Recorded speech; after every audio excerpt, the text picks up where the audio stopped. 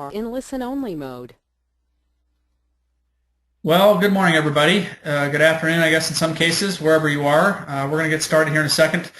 Just wanted to introduce the topic a little bit. There's a few people still joining, so we'll just give them a few seconds here, and then we'll get started. But the topic today, this is a brand new webinar. Never done this before, so I think this is why we had such a strong response and a very important topic. I'm not sure if it's a hot topic for organizations, but we're going to talk about profile options today. Why are they and why should auditors care? And certainly we're targeting, in this series of webinars, we're targeting the internal audit community, but we got a lot of other people on this call I can see that are not internal auditors, and I think that's a good thing. If you're in IT or on the finance side or in corporate governance, you got to ask yourself a question: why do auditors care, and what do I have to do to stay ahead of the auditors? So I'm glad to see a lot of people on the call today from other disciplines other than just the audit community. So the title again: profile options. What are they, and why should auditors care? For those of you that haven't used GoToWebinar before, this little control panel will tell you all you need to know. You can toggle it back and forth. You can certainly log some questions in there if you want to get it out of the way. Just see the full slides. There's a button at the top there. You can do that. We will be taking questions at the end of the presentation. There will be doing poll questions as well. So please pay attention. This is an important hour to try to learn about profile options, and we will be offering CPE for those that are needing continuing education for any of your certifications. So that will be a part of what we expect from you, is to be able to be on the call for 50 minutes and have at least 4 of the 5 questions answered. So I'm going to pause for 1 second here.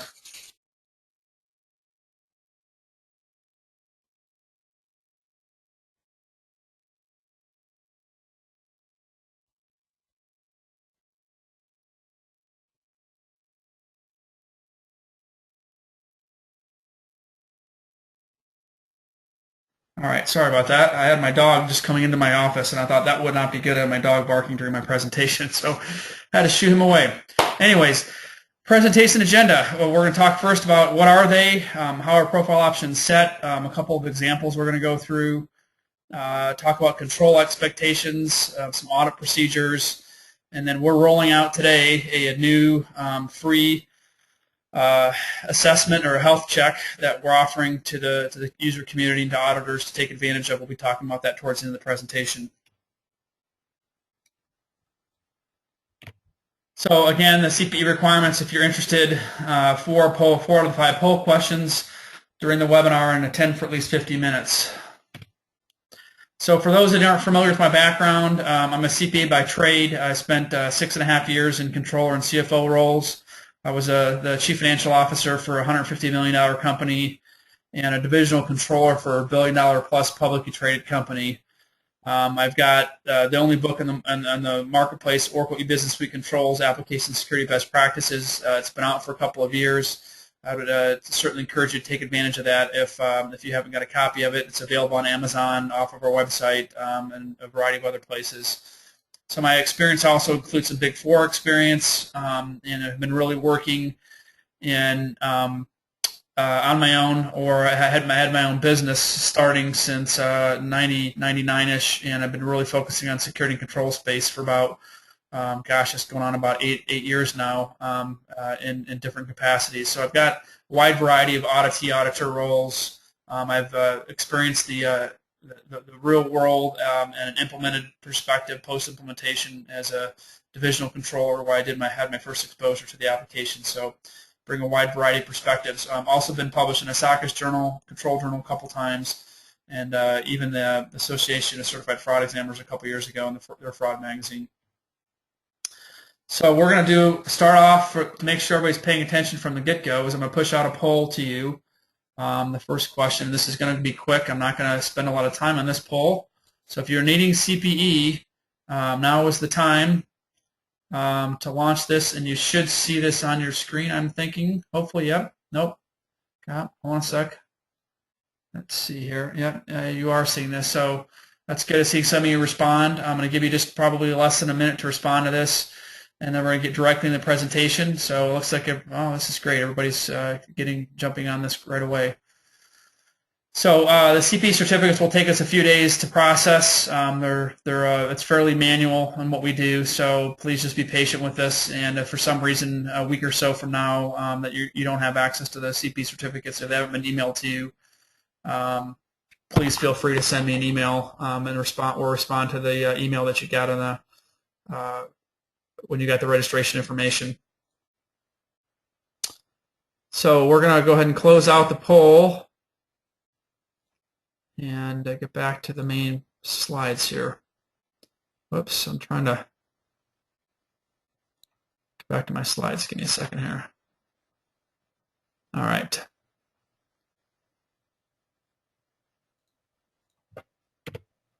So profile options, what are they? And it's a good question to start this because they have a lot of different uses within the application. So we're going to look at how they're set or how they're developed in the application, how they're set, and then give you some examples.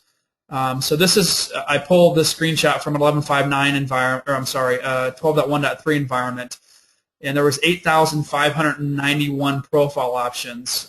This happened to be an environment where there was some custom profile options. So there was about 170 190 custom profile options and 8,500 standard seated profile options. And we'll look at a variety of examples on this, but this is the main profile options form, or that set in the application developer responsibility, where a new profile option will be set, or you can go look at the parameters related to what this profile option is. Typically, if you're a security administrator, what you're looking at is how these are being set, and you're seeing the user profile name, the INL, weight, UOM class, the third line down. That's kind of what you're familiar with. If you're a developer, this is where you'd be going in to set up custom profile options. If you're trying to understand at what level a profile option can be set, this is the place where you go see it. So we're going to show some examples of a couple different profile options during the presentation, but you can see here the hierarchy type access level in the middle of the form. That main box shows it's set at the site level, application, responsibility, server plus responsibility, organization, and user. Primarily, as a security administrator, I have been setting these at the site, application, responsibility, and user level. I've yet to find a requirement where they get set at the server or organization level.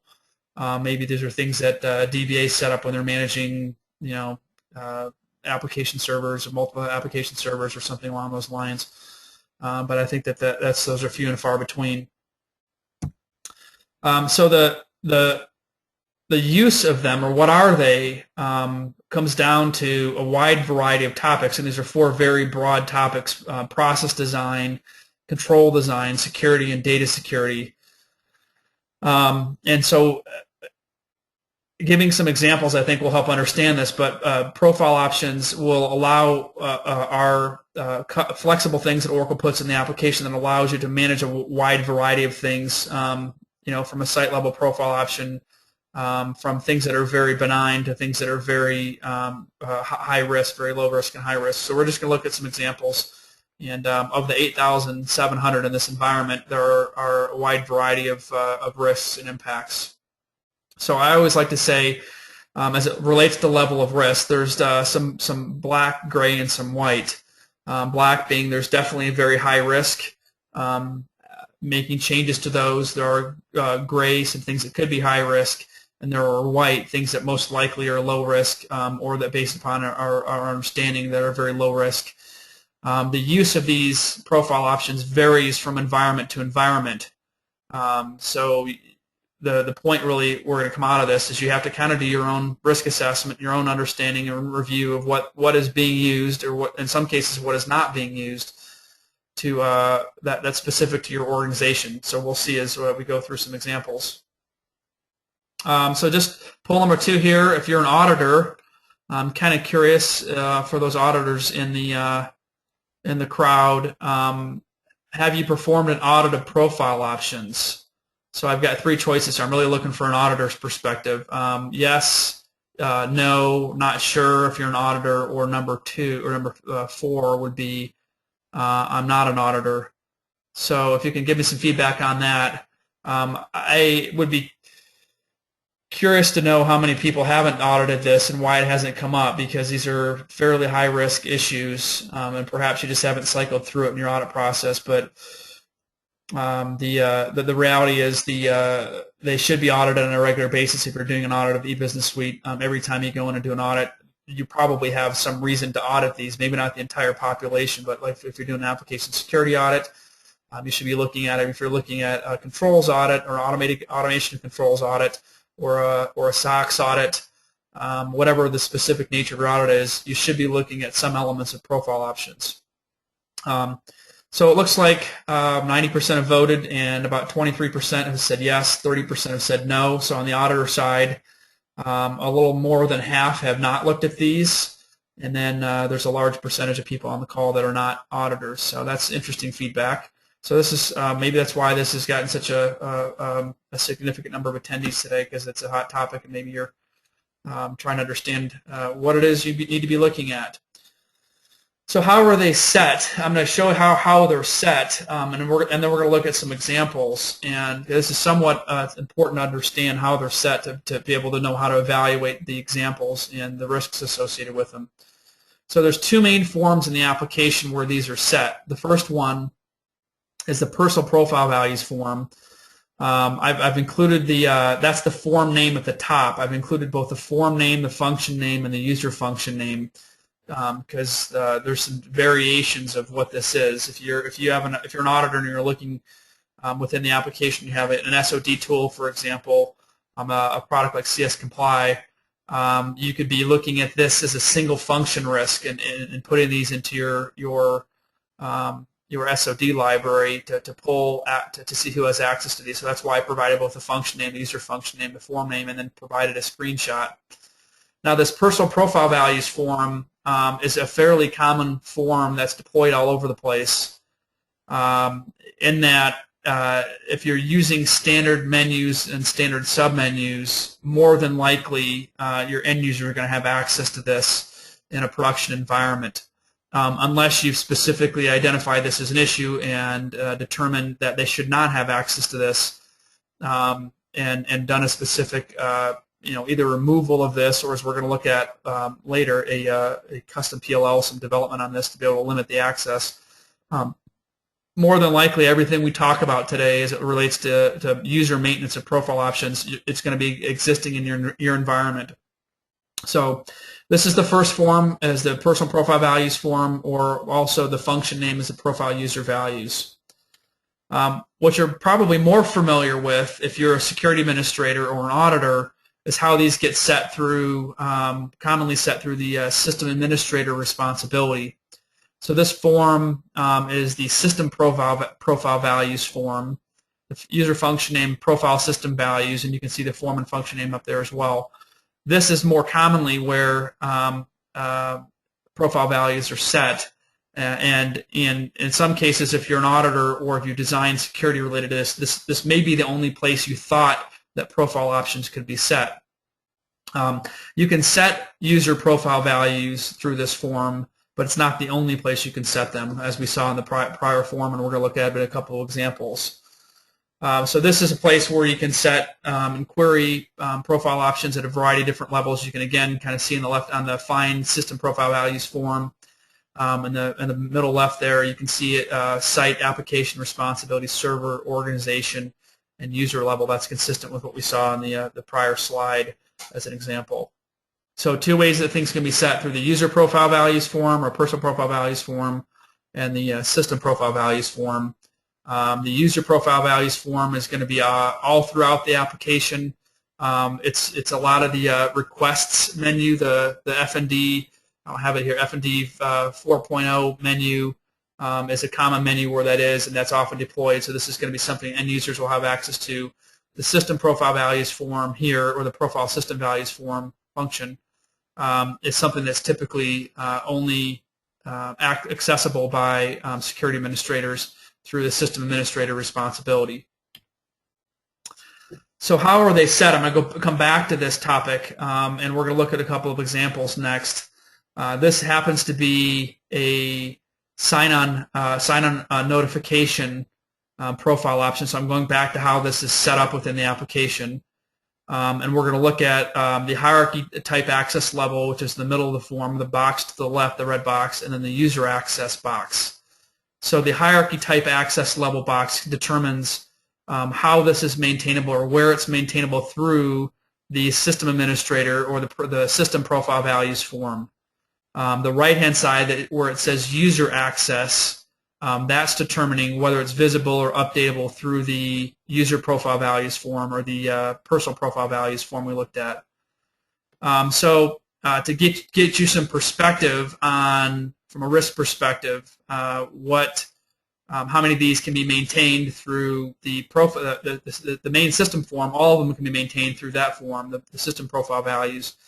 On the right-hand side, the user access, only a subset of those that have a tick mark of updatable can be maintained through the personal profile values form. So in this environment of the 8,691 that are in the system, I did a query, and that resulted in 5,038 profile options that can be maintained through the user access form or the personal profile values form.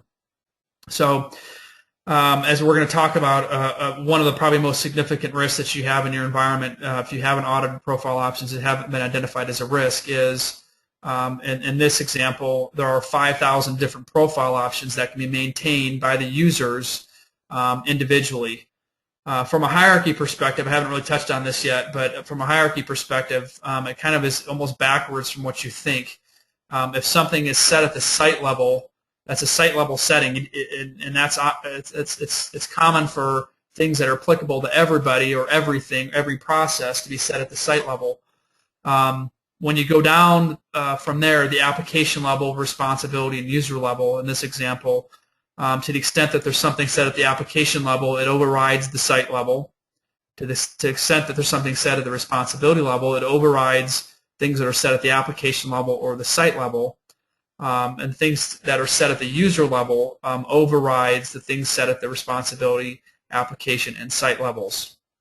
So the risk for users that can maintain 5,038 profile options in this environment is they can go through the personal profile values form, set something for themselves at the user level, and that overrides anything else that's set if it's something set at the responsibility, application, or site level. So if there's any profile options of that population of 5,000 plus that could have a significant impact on your controls, your security, or your business process design, or your data security, users can have access today to be able to override those site level or higher level profile options and override either your security configuration, your controls configuration, or your process design, those type of things. So the sign-on audit notification we're looking at here is a common profile option that's set for security and controls related issues. It notifies a user if somebody has tried to hack into their account. So if there's an unsuccessful login, or if they try logging into their account and they type their password in wrong, and they go a second time, and then the second time they remember it, when you go to log into the application, it tells you how many unsuccessful logins. So it notifies the user, which is an important thing from a controls perspective, and it gives them a feel for whether somebody's trying to hack into the account. Now, there's another profile option that can be set that locks out an account for unsuccessful logins. I don't have a screenshot of, but that would be something that would mitigate the risk of somebody setting this at a user level. If somebody was trying to hack their account, if you had the unsuccessful logins, the lockout process working, that account would automatically lock after a few attempts, whatever you define. So, point being here, as we look at this, and we're going to look at some examples, the profile option form gives you an indication of, on the left-hand side, the hierarchy type access level, that box, what levels they can be set at through the system profile values form, which is typically something that's maintained by a security administrator. And the bottom right, the user access box, that tells you what can be updatable, more importantly, but also visible through the personal profile values form. So this is an example of that being set, that one profile option sign-on notification, and we can see how this is set at the site level, application level, responsibility level, and user level.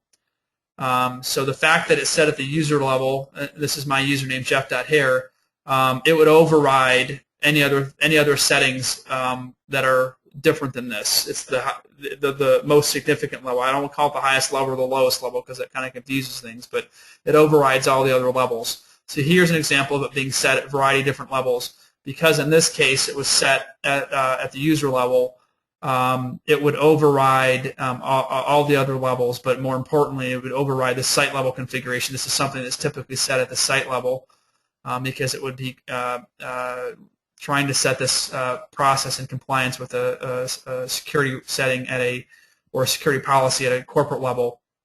So this would be an example of something that would cause you concern. A site level profile option would be no. Or probably the opposite would be a greater concern. The site level option would be yes, and the user option would be no. So you can see here that in this form, we're not even seeing the option to set at the organization and server level because, as I said, those are somewhat rare. So this is the personal profile values form.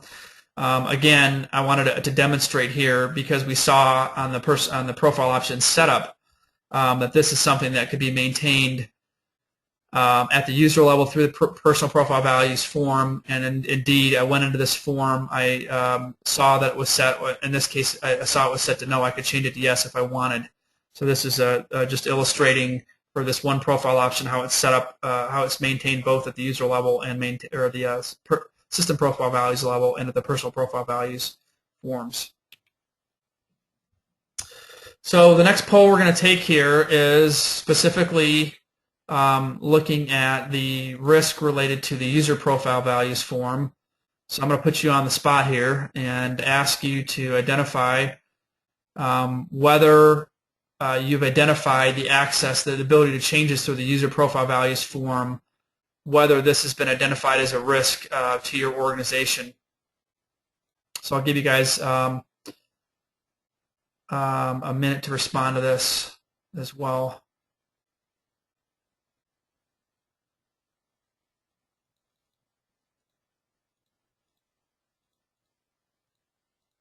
I have a couple questions while you're responding to this. Are you going to be referring to 12.x version, menus, form names, etc., or older versions?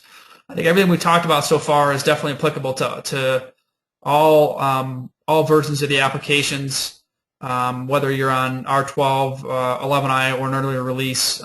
Everything we've talked about before is still relevant. If they have access to personal profile values in the 11i environment, they're going to get access to this in a non-production environment as well. I'm sorry, they're going to get access to it when will maintain access to it when they upgrade to an R12 environment. So this is definitely an area, if you're on 11i or R12, if you looked at it or haven't looked at it, that you need to be aware of. So this is good. I'm kind of glad to see that some people have addressed this. About 32% of the audience has said yes, they have addressed this as a risk. 19% said no, 19% said not sure, and 29% said they're not auditors. So it's good to see that some people have addressed this as a risk already. So now we're going to get into a couple specific examples. The first example is the utilities diagnostics profile option, and this is I've got a couple screenshots of what this does, but this happens to be one that is maintainable only through the system profile values form. So on the left-hand side, you see hierarchy type access, that box I've highlighted in red. It is maintainable at the user level. I mean, you can set it at that level, but the personal profile values form to the right, the user access, it is not updatable. So for somebody to make a change to this, it would have to be done through the system administrator, through a security administrator type role, through the system administrator responsibility, in order to provide access to this to somebody. So this is a profile option, as we'll see, that we typically we definitely recommend be set no at the site level and not allowed to be overridden at the user level or any other level throughout the application. It's a security risk on a variety of different levels, as we'll see. So This is an example, just to reiterate, because this is a system profile values form. It's maintainable at the site level and user level. We see this quite often where the site level is set to no, and for certain users it's set to yes. We're going to go through the next slides that show us specifically where this is an example. This is the personal profile value slide, where just to indicate trying to query this up. Now this is a little deceiving when you go into this personal profile values form, because I can see this profile option in the list of values. So it's in there. When I query it, when I select it, it doesn't return any results. It doesn't even show what's set, if anything is set at the user level. So from an auditor's perspective, you can go into this personal profile values form and see this massive list of profile options. Some of them you should be very concerned about the ability to set at the user level or override through this form. But that doesn't necessarily mean just because they're in the list of values that they can select it and make a change. So you kind of have to go back to the way the profile option is set up and make sure you understand whether it can be maintained at the personal profile values form. So you see in the bottom right there, as I've highlighted, when I clicked on that user diagnostics selection, it said query caused no records to be retrieved because it can't be maintained at the user level. So this particular profile option allows you to do what we're going to illustrate on these next couple screenshots, which is the help diagnostics examine functionality. This is from a application support perspective. This is something that support people like to have in a production environment. As we'll see in the next form, it gives them the ability through the forms to be able to look at some information that isn't available through the main form. But as we'll see in the next slide too, it gives them the ability to update information that isn't available in this form, and in some cases should not be maintained at all.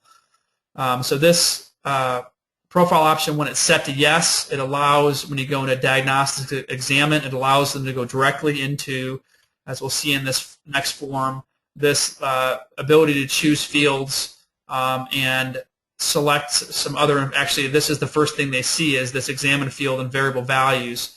Depending what field they're on within the form, it takes them to that same information. So you can see I'm on the donut factory supplier. That's where my cursor was in place, and when it opened this form right here, it took me to that particular field behind that block and field behind at the database level. What this also allows you to do, and I mean, let me step back. I want to make one other point on this. If this is set to no through this form, the profile option is set to no. When you go through and hit diagnostics examine, it actually prompts you for a password, and that password is the app's database password, which is the account that typically only the DBAs or the app's DBAs have. And certainly no end users, developers, or anybody else from a support perspective should have access to that. So, the password box is bypassed, and they go directly to this form when the utilities diagnostics profile option is set to yes. So, anyways, back to this, what this allows, once they get into this process or get into this form behind the scenes, you can see vendor name here. You can actually change the block. There's a couple different blocks upon this form. At the database level, this top level information, actually this whole form, the suppliers form, is one table, and the sites form is another table. So this may only be one table behind the scenes, but what you're seeing behind, if you clicked on this middle field there, the selection, it's going to allow you to choose any field within that form or within that table and maintain data within that, including things that aren't even visible on the form as a whole, and including things that you should not be maintaining, like a supplier ID, like IDs. That you should never be touching. So what this does is kind of give somebody the ability to backdoor maintain information at the table level And for this particular, the table that this is accessing, it gives them like complete SQL access, as if they're writing a SQL statement with no restrictions to this table. And also, to the extent that changes are being made through this, I'm pretty sure it doesn't update the created by last updated by value information. So I think it obfuscates the audit trail. I may not be accurate on that, but I'm pretty sure it does. And so it may obfuscate if somebody's making a change to this. Regardless of whether that's the case, in a production environment, we don't recommend that anybody has access to this utilities diagnostic profile option, or this is not set to yes for anybody. So that's one example. If I just kind of recap this issue, if I go back to the original slide, this is one very, very high risk profile option, maintainable only through the security administrator form. It's not maintainable by the user level at all. But a security administrator could set this at the user level and override, as this example is here, override it for a particular user, so that even though your policy at the site level or corporate level maybe to have this at no, they could override that at the user level, which is the example here, and that would violate your policy related to access to direct database access, as an example.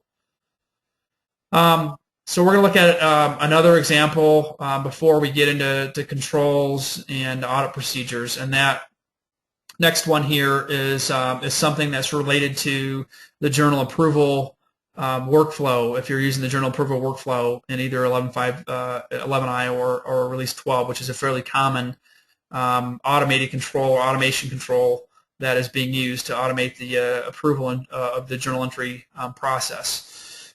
So this GL journal review required, the third row down, the user profile value, user profile name is how it's commonly referred. This happens to be something that, again, on the left-hand side is maintainable at the user level for security administrator, but also is maintainable for the user level through the personal profile values form on the right-hand side. So here's the example for this one. It's set to site level, yes. Set to the user level, no, through the main system profile values form. And then the next screen is the personal profile values form, where we can see that this can be maintained. So the risk here is going back to the system profile values. If you have this set to yes, and in most cases, if you're using the journal approval process, what this drives is the creation of mass allocation formulas, the journal entries that are created based upon the run or generate process for mass allocations, whether those are subject to the journal approval or subject to the journal approval workflow. So the risk would be, if this was, you had this set at the site level, yes, I want all those mass allocation journal entries that come out to be subject to the journal approval workflow. The security administrator could override that to the user level, which would be one risk, and the user could override it for themselves through the personal profile values form to no.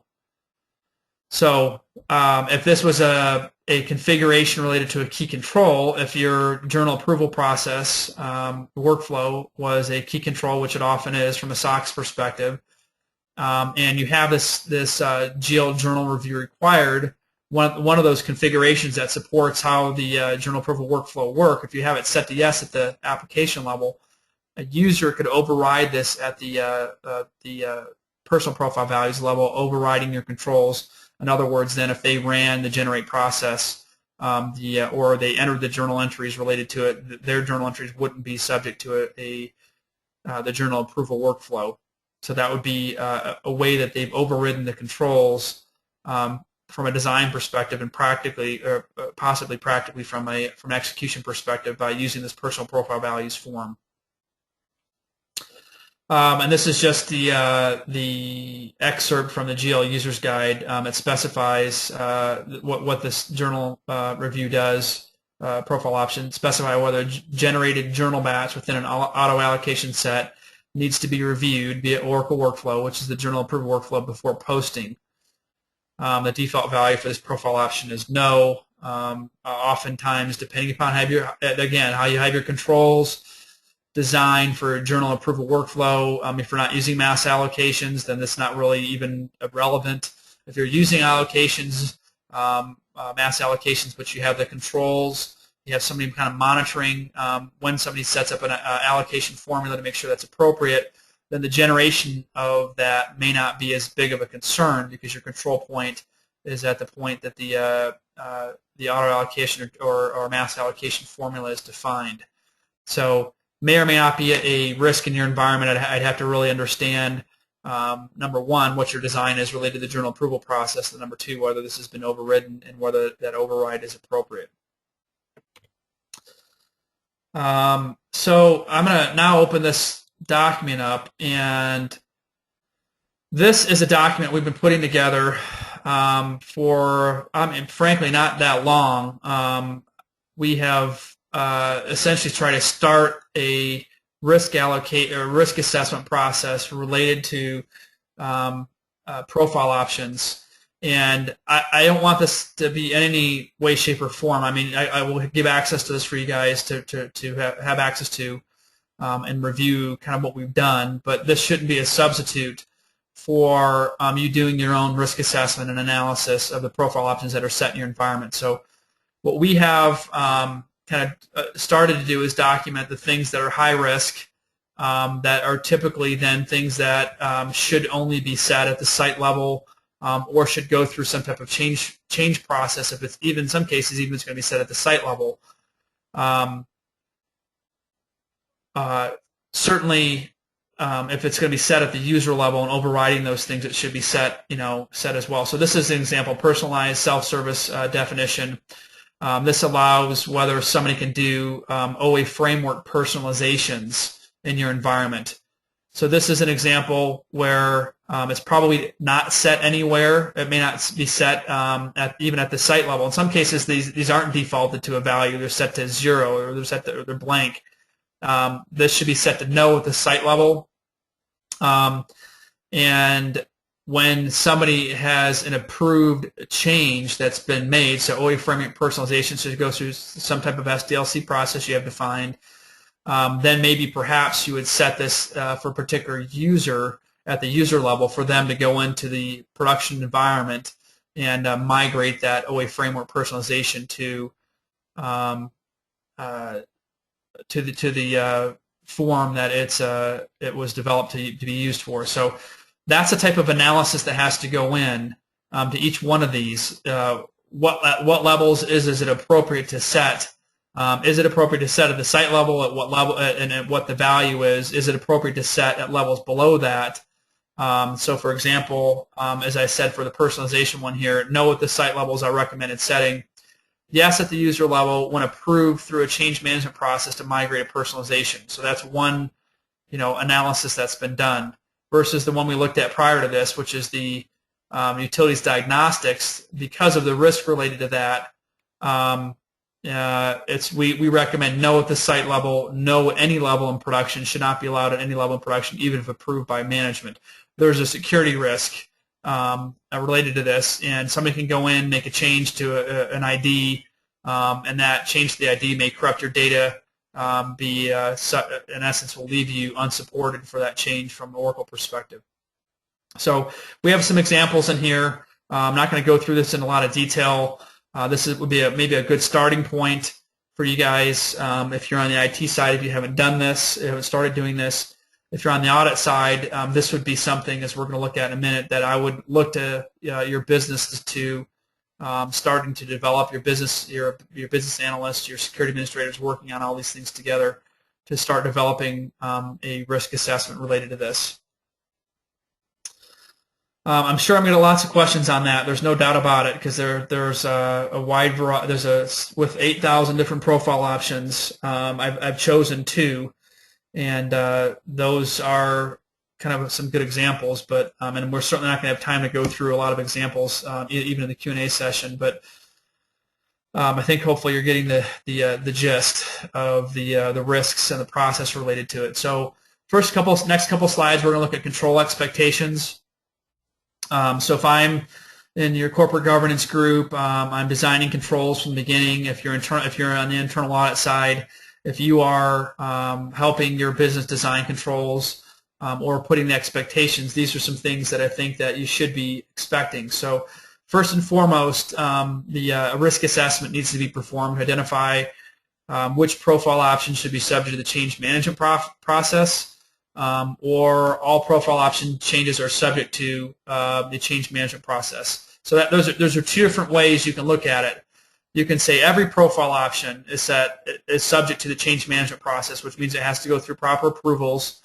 I didn't show this in the risk assessment process, but it's also important to document who has the authority to make those approvals. So, for example, that self-service definition for personalization, that would be maybe somebody that's maintaining your change control process, your gatekeeper on that process, and they would only approve that be set once they see that the personalization has gone through your SDLC process and it's been approved by your change management board.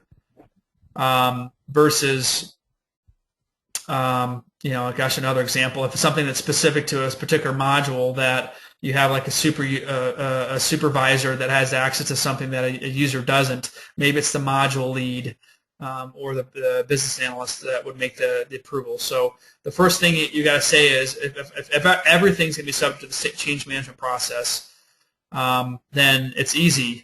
At that point, everything goes through it. Your response to that would be the access to the personal profile values form, since by default they can make a change to a profile value, then that access to that would have to be removed for everybody in the system, because you'd only be making changes through the security administrator role or the system administrator responsibility, the system profile values form. So that's a pretty critical decision. I have rarely seen an organization perform a thorough risk assessment process. If I'm coming into an environment where you've already implemented the applications, my first recommendation is always to remove access to the personal profile values form for everybody, clear the slate, get a controlled process in place, and then start a risk assessment process. And then as we're going to look through, there's other ways of handling how that is. But even with the security administrator having access and them the only people having access, they still need to know whether or not they should grant something, i.e. if you buy into my recommendations on utilities diagnostic, that should never be set.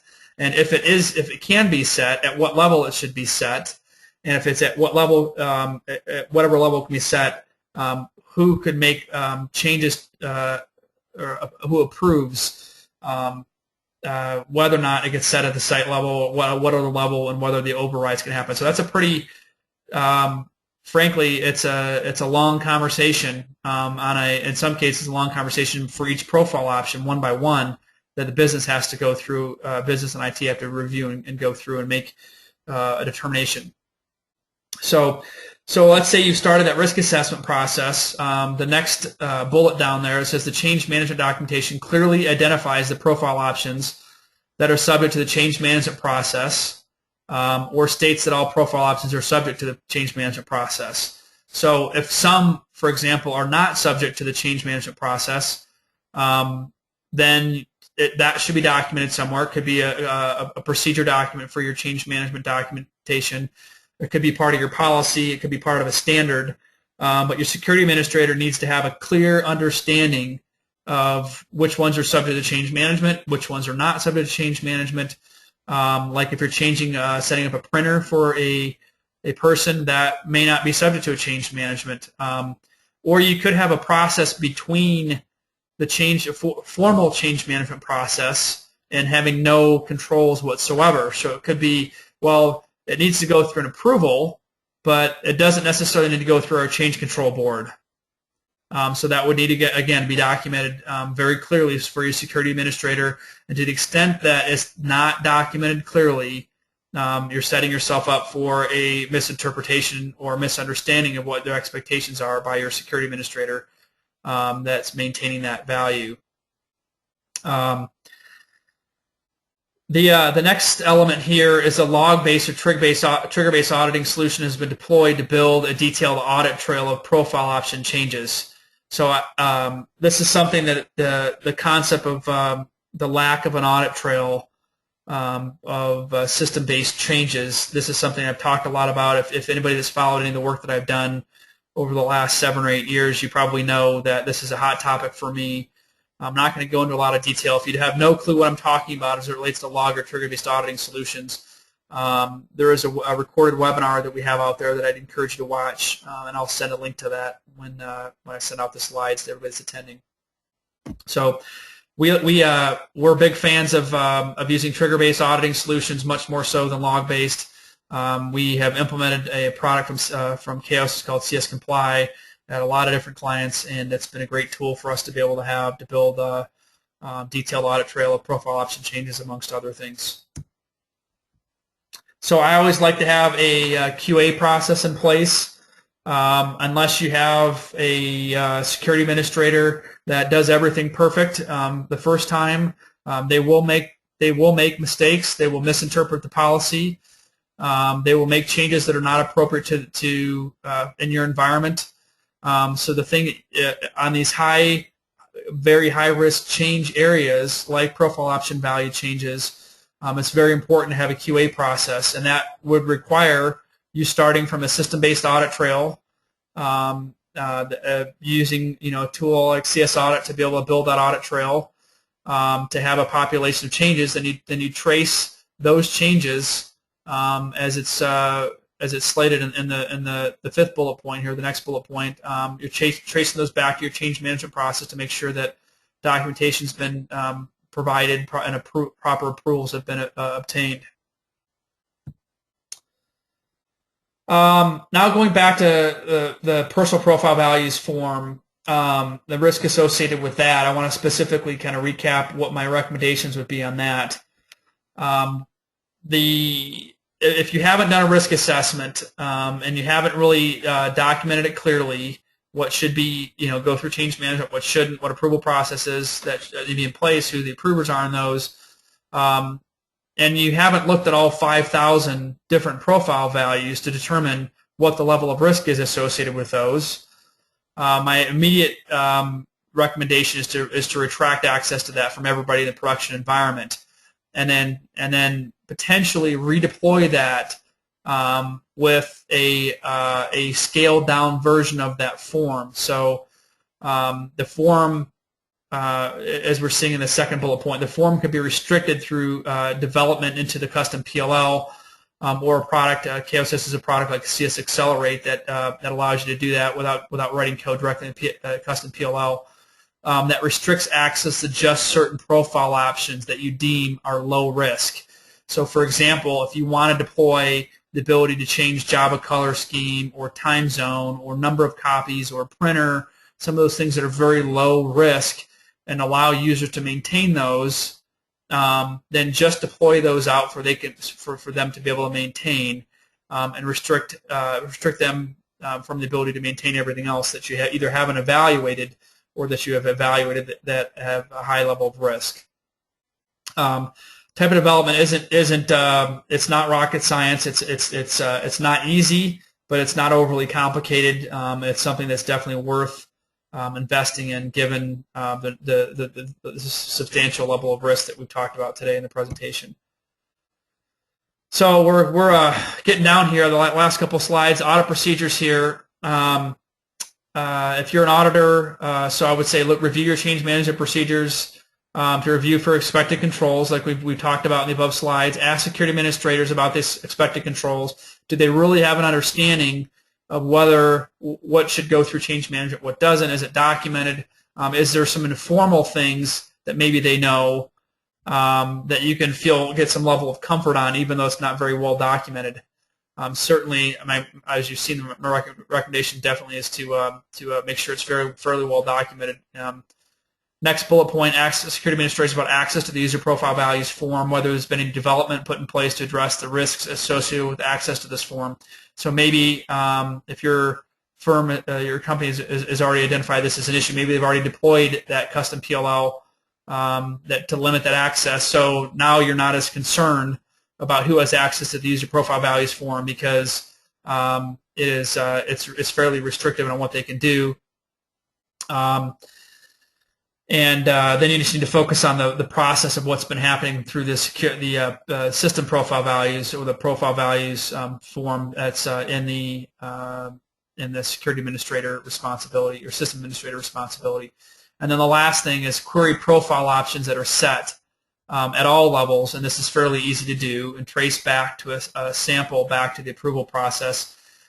Certainly, for those that are deemed to be high risk, you'd want to trace all those back and make sure that there is some type of approval, and that those are set according to what your policy and standards would be. So a few bullet points. Frankly, if you've never done an audit before, or if you haven't done a thorough audit, auditing profile options in and of themselves could take you, a couple of weeks really back and forth with the business. It's not necessarily inconsequential or a small task. So now I'm going to quiz you a little bit more detail here. Our organization has done the following with respect to profile options. So I'm going to launch this next poll. And this is a poll where there's multiple options, so you can choose more than one option here. So we're going to have more than 100% voting in this. So the first one, profile options. Now let me just read these off. I've got the shorter version and the longer version. I've identified profile option changes as needing to go through the change management process. So that would be one. Number two, I performed a risk assessment to identify those profile options that should go through the change management process. So I've gotten those down maybe to a lower level if all of them don't go through it. I've built a system-based audit trail of profile option values to allow quality assurance over the changes. Number four, have restricted user profile values form. I've put in development to restrict that. Number five, none of the above or not sure. So this, I'm actually going to give you a little bit of time to think about this. So I'm going to give you, probably another 30 seconds to respond to this, and then I'll pause for a second here, and we'll hop back on.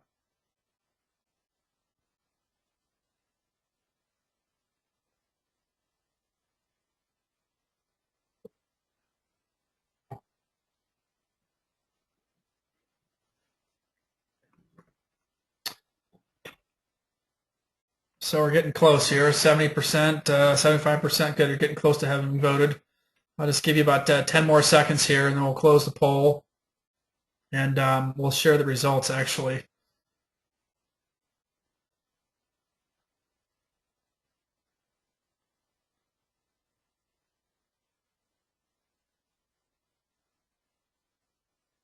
All right. So I'm going to go ahead and close this poll out, and let's see if I can figure out how to share these results. I think I can push that out.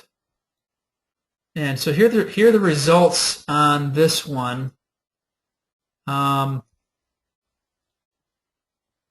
let me open this so I can see it well here. So 40%, well, the first thing that's interesting is 53%, none of the above or not sure. Hopefully that's more not sure than none of the above. 40% say profile options go through the change management process. 28% have done some type of risk assessment, which is good. That's actually, to be honest, a little bit higher than I expected. 21% have deployed a audit trail related to this. That means 21% has developed a trigger-based auditing solution. That's good. There's certainly room to be improved. And 12% of you had restricted access to the user profile values form. So that's good. This is certainly a topic that's been out there. I've published a while, and hopefully some of you had a chance to respond to that. So that's good. Actually, a little bit better than I expected. Certainly some work to be done there for some organizations. So now back to our poll, or our slides here. So that's it for a presentation. We're announcing today a free GRC health check that includes profile options. This very topic in it. So this, what we're calling a level 1 assessment. It covers a wide variety of best practices from my book. I call this kind of a 10,000-foot view of your organization compliance with the application security best practices.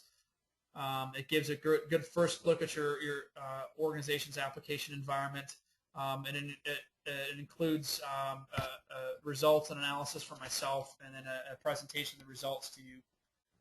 This is somewhat of a time-consuming process, as you can appreciate, and so it's kind of offered on a limited basis, where what we're slating on right now is we're looking to do about 4 per month.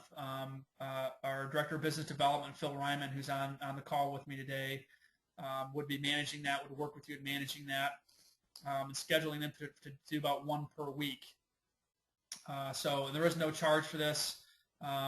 The assessment is being performed in conjunction with Chaosis using their CS Comply software. So they've got this built in, this assessment built in the software, and they're helping us run this assessment. If you're interested in finding out more, you can contact Phil. He's got a data sheet that in more detail on what this covers, and you can decide then if it's something you want to participate in and get on a schedule to be able to do this. So there's a data sheet that you can have Phil email you, and you can then decide if this is something you want to participate in. So there's Phil's information, and this will be on the slides. I will get the slides out to you after the presentation, and his contact number as well. So the next webinar we're doing, I'm going to do a follow-up webinar from, many of you are probably very familiar with the concept of SQL forms. There's been a bunch of new SQL forms that have been identified by Oracle, and we're going to go through and update this webinar. That's been a couple of years, so if you're not familiar with this, or if you want to have an understanding of this again in a little more detail, maybe you've watched the prior webinar, you want to have a little interaction, this is coming up in a few weeks here. The URL is available down there. And now we are going to get into the Q&A section. So I'm actually going to turn, Phil's probably been looking at some of these questions behind the scenes, and I'm going to introduce you guys to Phil, who's our Director of Business Development, and let him kind of determine what questions to go after.